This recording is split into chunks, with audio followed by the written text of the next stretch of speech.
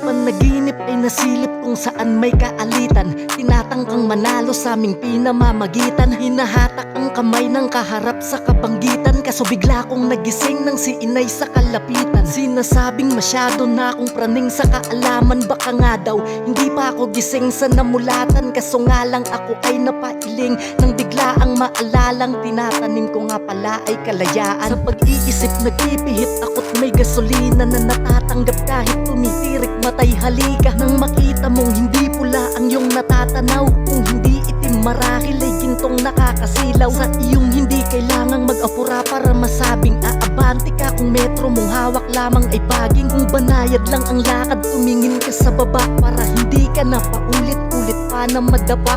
O baka pagtawanan hindi bale ayos lang kaysa makipagtulakan. Mas mainam sa likuran pero alam mo kung paano hahakbang ng magaan. Basta't ang mahalaga ay nasa tamang paraan.